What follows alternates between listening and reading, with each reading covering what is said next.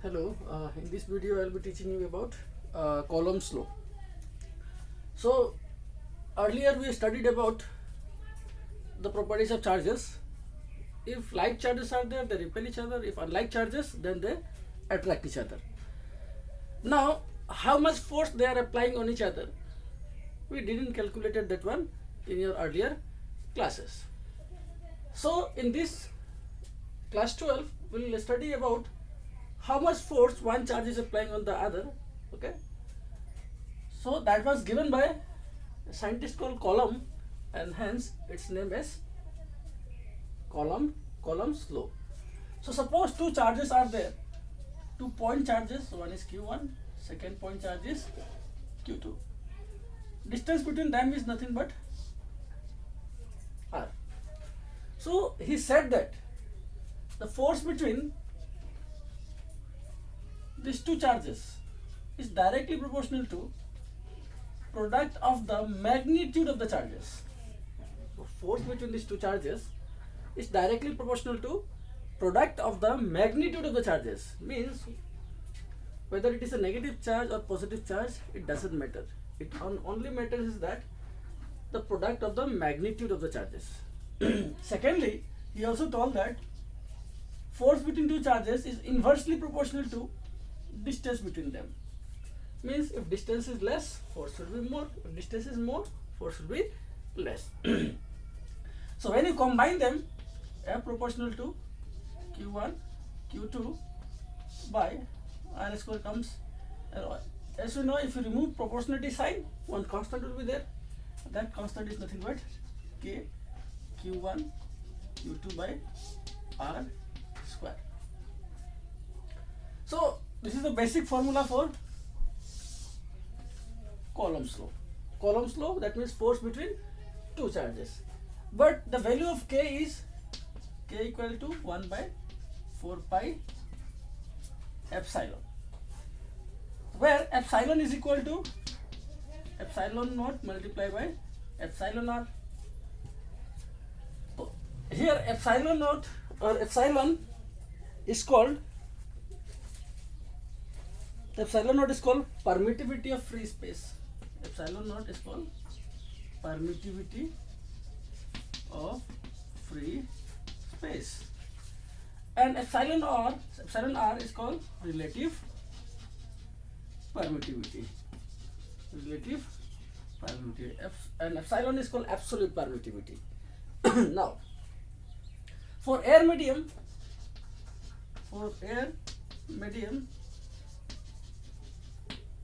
epsilon r value is equal to 1. If epsilon r value is 1, then what will be epsilon? Epsilon will be equal to epsilon naught. So this force will become F equal to 1 by 4 pi epsilon naught multiplied by Q1 Q2 by R square. This is the another expression for Coulomb's law. Now 1 by 4 pi epsilon naught value. 4 is 4, pi is 3.14, multiplied by epsilon naught value is 8.854 into 10 to the power minus 12, and unit is also there. So if you multiply them, if you solve it, you will get 9 into 10 to the power 9. So another formula for Coulomb's law will be F equal to 9 into 10 to the power 9 multiplied by Q1 Q2 magnitude by R square. So this is the final expression for Coulomb's law. So what does the Coulomb's law tells us? It tells us about the force between two charges. Now, I hope you understood. So our next definition is definition of one Coulomb charge. Definition of one Coulomb charge. Definition of one Coulomb charge. So you can see that force is equal to 9 into 10 to the power 9 into Q1 Q2 by R square. So if Q1 is equal to Q2 is equal to 1 Coulomb, and r is equal to 1 meter. If two charges whose magnitude is one column, if two charges whose magnitude is one column and the distance between them is 1 meter apart, if it happens, then what will be the force? Force will be equal to 9 into 10 to the power 9 multiplied by 1 into 1 divided by r square, and hence the result is equal to 9 into 10 to the power 9 Newton. 9 into 10 to the power 9 Newton. So what we can conclude from here? We can conclude from here is that the force, one column is that much charge. One column is that much charge which repels an equal and similar charge. One column, suppose if I put here Q1, Q2 equal to 1 column, R equal to 1 meter. If you put here in force expression, you will get 9 into 10 to the power 9 Newton. Now if the charges are not one column, then whether the force will be 9 into 10 to the power 9 Newton? Obviously not. So one column is that charge. Which charge? That charge which when you place which equal and similar charges when you place 1 meter apart, then if they repel with the force of 9 into 10 to the power 9 Newton, then we can say that charge is nothing but one column. Charge is nothing but one column. So I hope you understood this one also. Next one is Coulomb's law in vector form. Coulomb's law in vector form. So suppose two charges are there. One charge is Q1, second charge is Q2. Now both the charges are positive. If they are positive, then they will obviously repel each other. So suppose force applied on Q1, this Q2 will repel this, so that is why this will be force applied on Q1, force felt by Q1 due to Q2. Similarly, force felt by F21 is nothing but force felt by charge Q2 due to Q1, and the distance between them is nothing but R. Now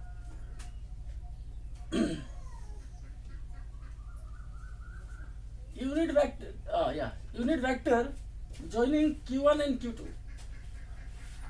Unit vector joining Q1 and Q2 will be R12, and the unit vector in the direction from Q2 to Q1 will be R21.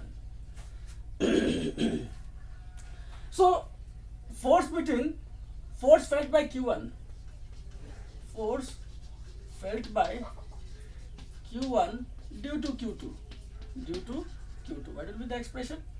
F12 vector is equal to 1 by 4 pi epsilon naught multiplied by Q1 Q2 by R square, and obviously direction should be required because force is a vector quantity.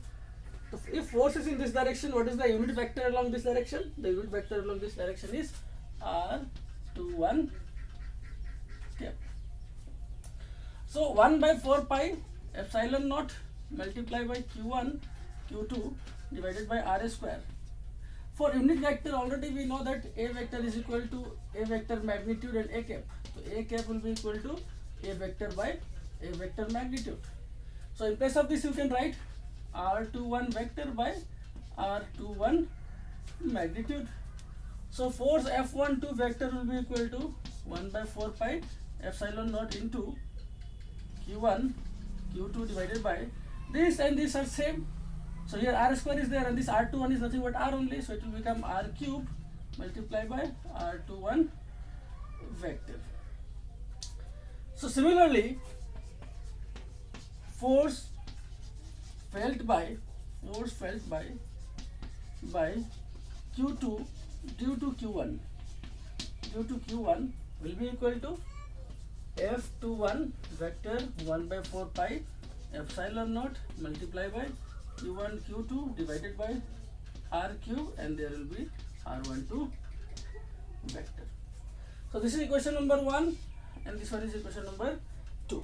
So we can say that equation 1 and 2 are called Coulomb's law in vector form. Equation 1 and 2 are called Coulomb's law in vector form. These two are in, so you can see it is in the vector form. Now, F12 vector, what is that? F12 vector what is 1 by, right here now, F12 vector equal to 1 by 4 pi epsilon naught into Q1 Q2 by R square R21 cap. But R21 cap is equal to minus of R12 cap because both are in opposite direction. So if you put here F12 vector will be equal to 1 by 4 pi epsilon naught multiply by Q1 Q2 by R square. In place of R21 if you write minus R12 cap, then F12 vector will be equal to, this minus sign will come and this expression will be nothing but F21. So we can say that this is F21 vector. So at last what we can conclude? We can conclude that Coulomb's law agrees with the Newton's third law of motion. You can see this is action in this only reaction. So we can say that Coulomb's law agrees with the Newton's third law of motion. Also, since these two forces are acting on the line joining the two charges, we can also say that Coulomb force is a central force. What is central force? If the force act between the line joining the 2 points, 2 point body or point charges, then we can say that the force is central force. So obviously, Coulomb force will be a central force. Thank you very much.